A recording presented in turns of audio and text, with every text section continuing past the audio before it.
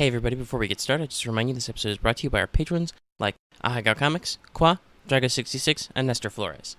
If you like what we do and want us to do more, consider supporting us on Patreon. You can get access to episodes early and lots of other goodies, and it would really help us out. Thanks for your support, everyone. Hey everybody, welcome back to Star Wars X-Wing Miniatures 2nd Edition by Fantasy Flight Games. We're literally back already. Sorry about that, it's early. I got other stuff to do today. I got another show to shoot. But, yeah, FFG has decided to keep me a busy boy and has made an announcement of... Actually, it's a good question. Was it phrased as officially Wave 3? I think it's Wave 3. Hold on, I gotta double check now. Are we calling it? Yeah, Wave 3. But that's not what everybody's gonna think about it. Everybody's gonna think about it as the Clone Wars. Because that's what it is. But there are regular ships in there. But yeah, no, it's fucked to the Clone Wars expansions. You're looking at the Wave 3 picture right now. So, we've got a CIS box, a Republic box, Sith Infiltrator, Vulture Droid standalone, ARC 170 standalone, and Delta 7 standalone, and also TIE Strikers and Headhunters again. But literally, you will not see me talk about this in this video because FFG literally said everything that's in the Z95 and the Striker Pack are in the conversion or in the regular ass conversion kits. So they're just regular ass re-releases. So they're good for schmucks like me who didn't really justify conversion kits, or if you really like Headhunters or Strikers and you're like, but I don't want to buy a whole nother conversion kit. Now you can buy the individual expacs. But, well, yeah, there's a lot to talk about so soon. Literally today, my TIE-FO video went public. Now you may be like, oh, well, you know, you had a couple days in there, but still. I don't know when this will go up, though, because scheduling, but yeah, here we are. We're going to launch it. We're going to do the thing. Let's jump into it. All right. I gotta be honest, I kind of wish FFG would put less news in their articles, because then I don't have to spend an hour making a 30-minute video, but here we are. I'll try to be brief, and, sorry. I'm a little scratchy, it's a little early for me. Anyway, I was saying I'll try to be brief, and, this is being recorded, like, literally right after the news came out, so there's no, like, internet detective work going on. So, yeah. While I'm sure that people are already parsing out the stuff, we're not gonna get into that. We'll start off, though. There's a CIS box. It's called something, a strive for something dumb. Whatever, it's the CIS box. And basically, it looks like these are intended to be faction starters. They're a little bit like Most Wanted. You get, for the CIS box, you get one Bell Lab fighter, and you get two Vulture Droids in Revenge of the Sith colors. Return of the Sith, jeez. Sorry, guys. I got a lot of information I gotta get to you. So I'm probably going to sound dumb at points when I'm talking about stuff that is not on my screen. But anyway, you get two Vulture Droids and then you get a Grievous ship. What are the stats for the Grievous ship? No fucking idea. Can't even see it. The Vulture Droids, though, appear to be fairly weak. We'll talk about their individual X-Pack later. Yeah, okay, that gives you a much cleaner shot. But they're going to be 3 hull, 2 agility, 2 attack. But they do have a config, so that'll probably switch that up a little. But you can't see any of the Bell Lab stats. And also, I don't want to zoom in to look at the dials in this picture. But basically, this comes with some new obstacle tokens, loads of generic and faction-specific upgrades, and tokens and stuff. So basically, you get a core set, you get your faction starter, you're good to go. You're ready to roll with CIS. And it looks like they're starting strong here with, like I said, the Bell Lab and the two Vulture Droids. You know, probably most of the way to a decent list.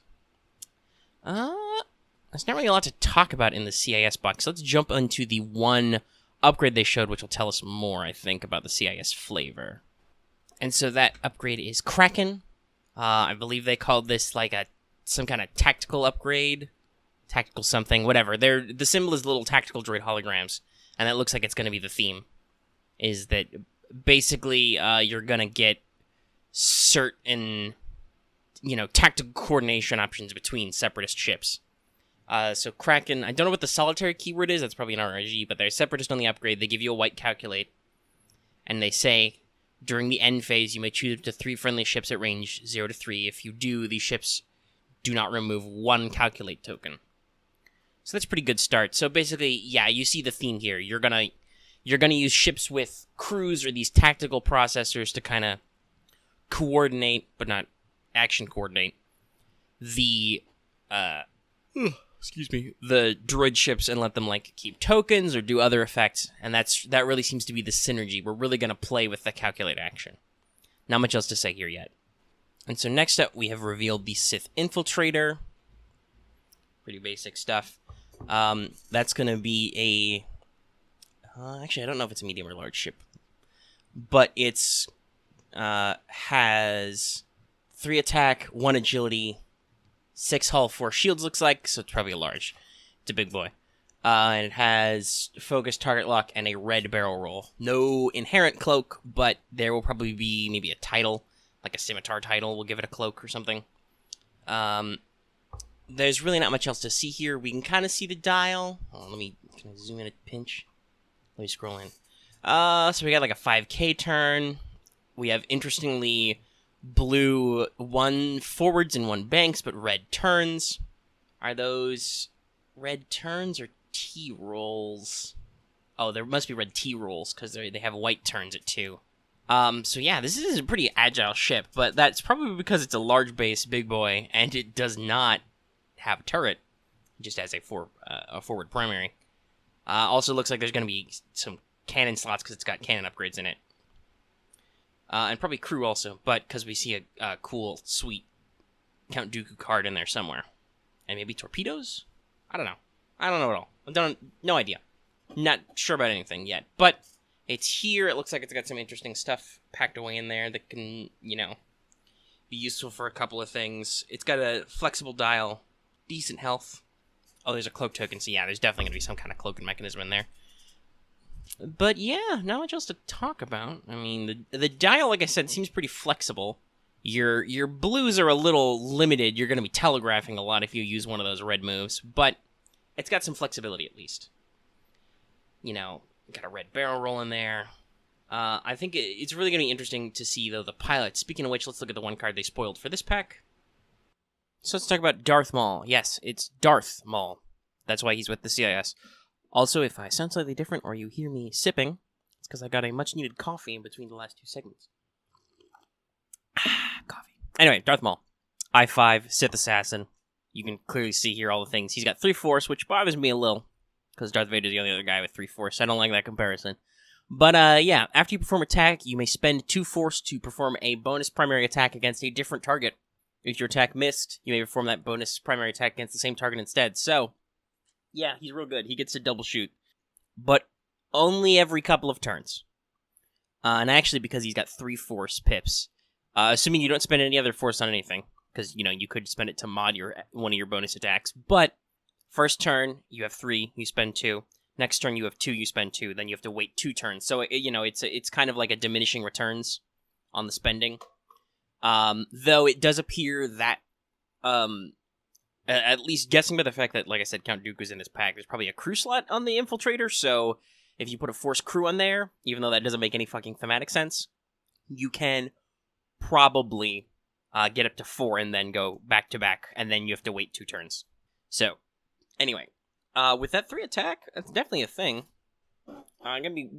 He's a Force user with that many Force pips and a great ability. At I-5, he's going to be friggin' expensive. You're probably going to be glad, or happy, rather, that the Vulture Droids are probably going to be dirt cheap. Anyway, don't think there's much else to discuss there. So next up, we got the Vulture Droid standalone pack.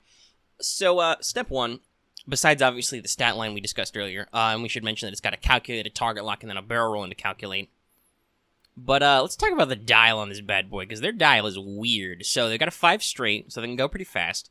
They don't have a 1 straight, so they can't go slow. But their 2, 3, and 4 straights are all blue. They have blue turns. They have 1 turns that are white. And they've got a 1K turn, and they've got 2 T-rolls. But like I said, they have no 1 banks or straights. And then they have 3 turns. It's one of the squirreliest dials I've seen in a while, with the 1K turn. So they can't long K turn, but they can short K turn, and they can T-roll. Oh, and their 3 banks are red, too. So, yeah, this thing doesn't like slow rolling.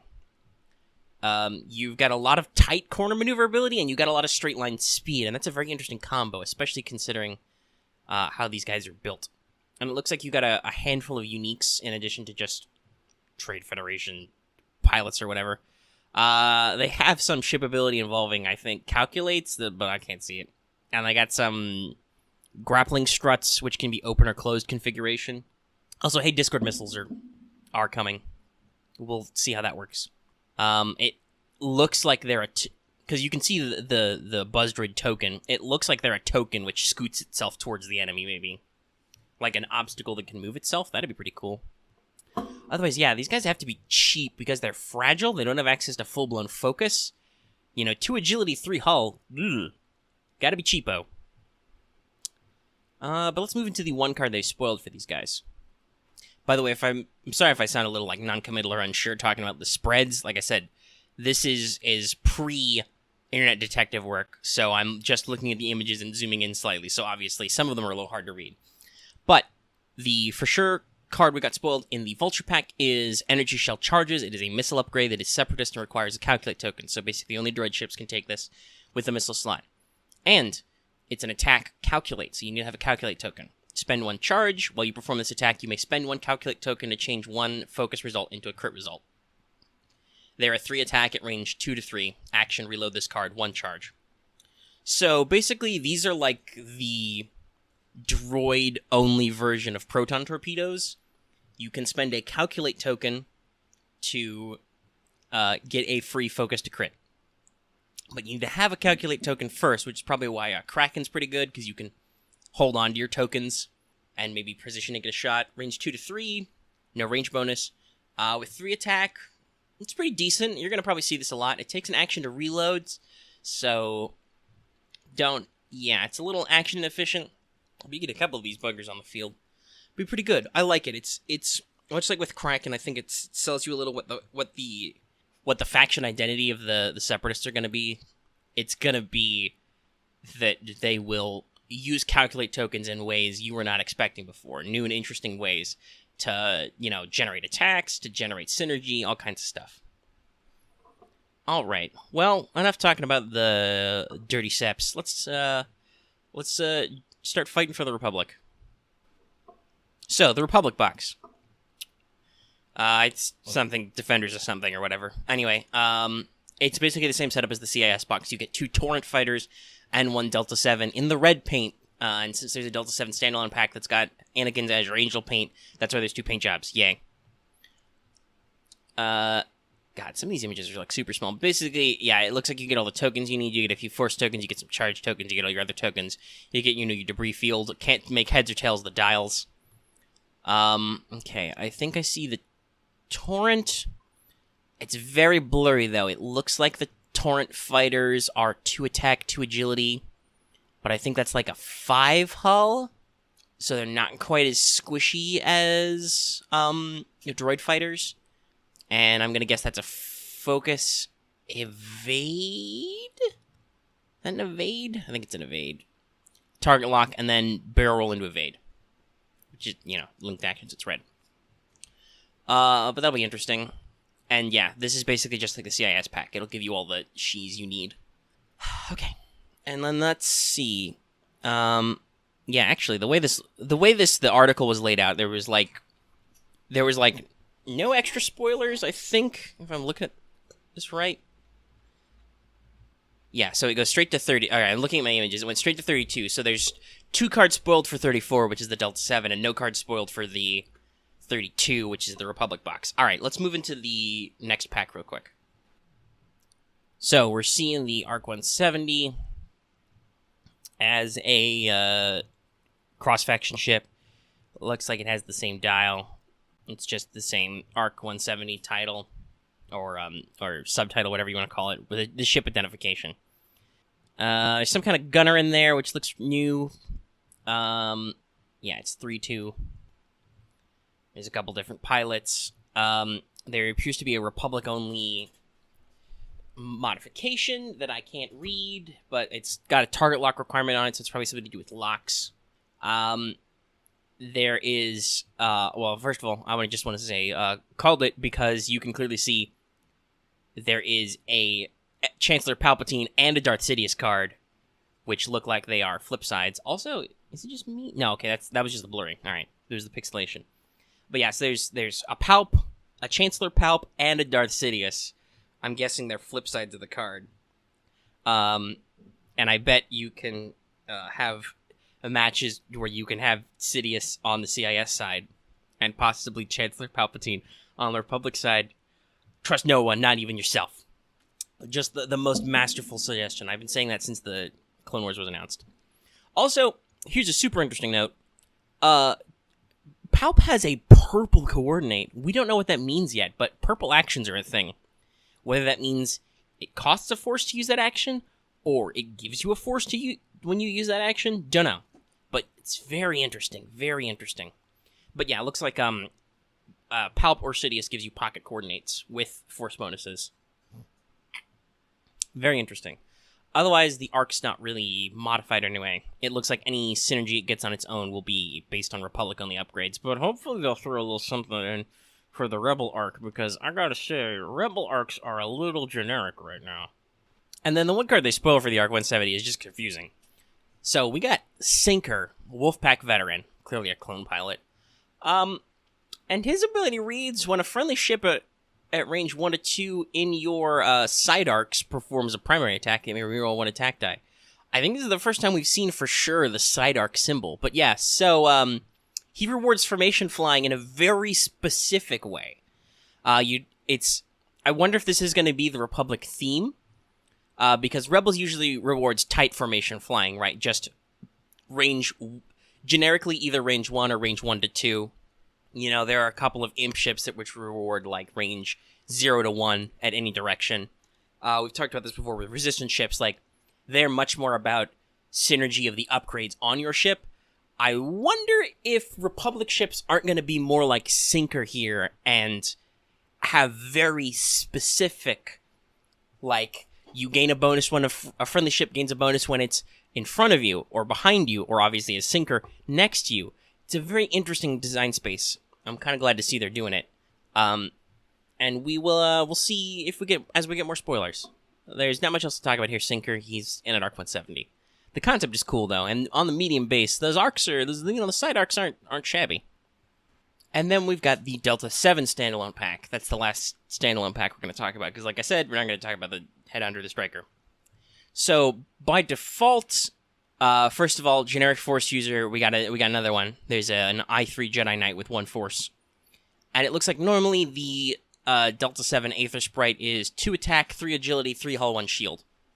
And they have focus, at least the Jedi Knight anyway, has a purple evade, target lock, barrel roll boost.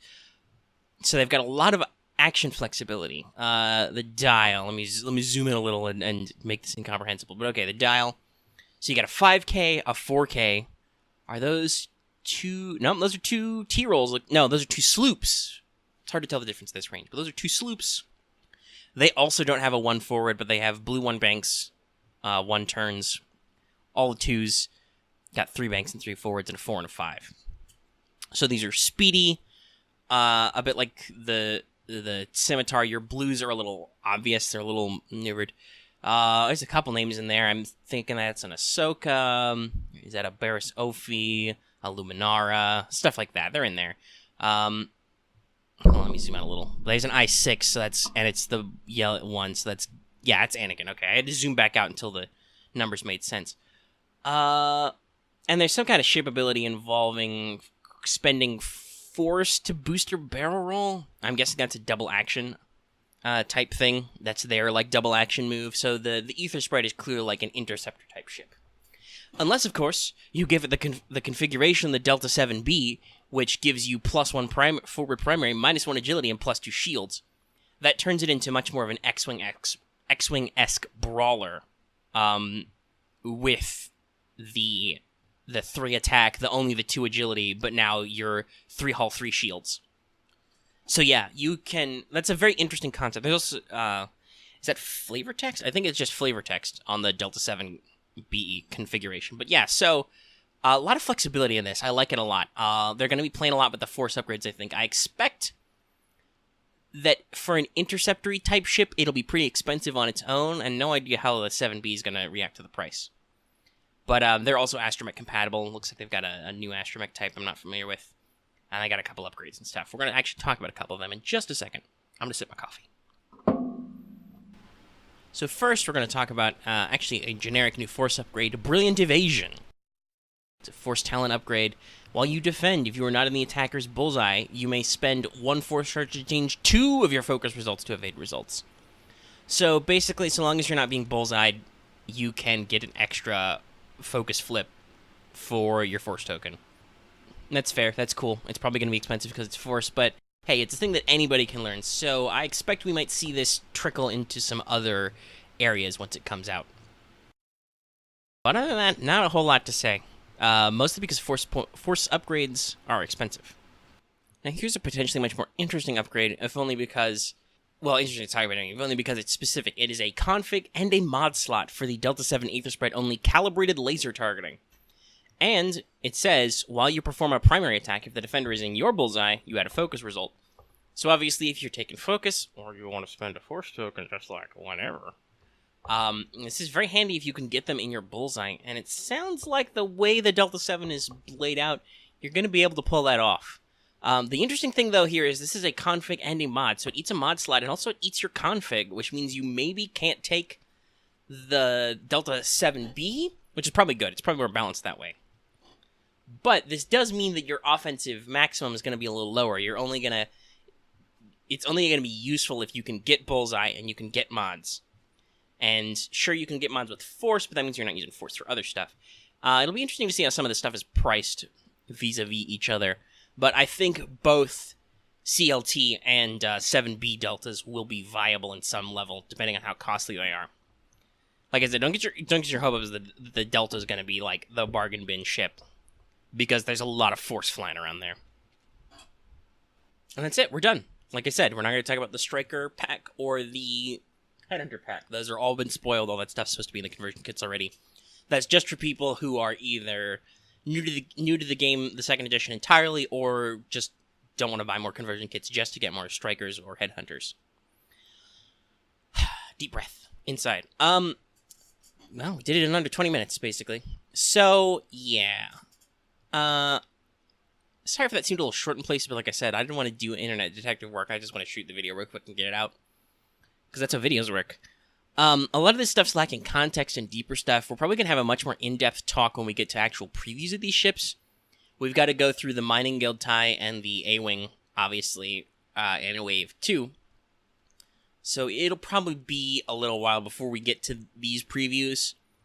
For the moment, just keep your eyes peeled to the usual sources. Somebody will start zooming and enhancing and figuring out what all these abilities and stuff are. If anybody has any clear spoilers or anything figured out by the time this video is posted, be sure to throw them up there. And yeah, no point in dragging out the video.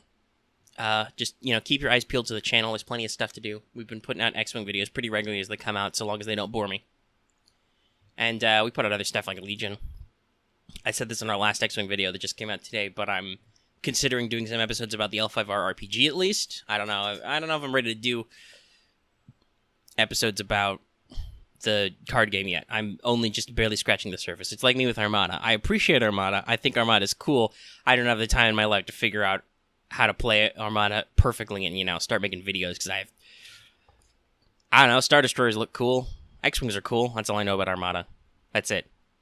Anyway, gonna go ahead and wind down the video here. I will see you guys whenever the next video is. Don't forget, if you like this video, to give it a like. If you have any comments, leave them in the comment section down below. You can also join our Discord. The link is in the description, where you can get a live chat about anything, if you want to set up some TTS games or something. And if you're new here and haven't already, please subscribe, because that's great. Even if you have already subscribed, don't forget to hit the bell for notifications, because other than generically sometime around when FFG announces them, you never know when I'll release a video on X-Wing. And as I always say, happy flying, everybody.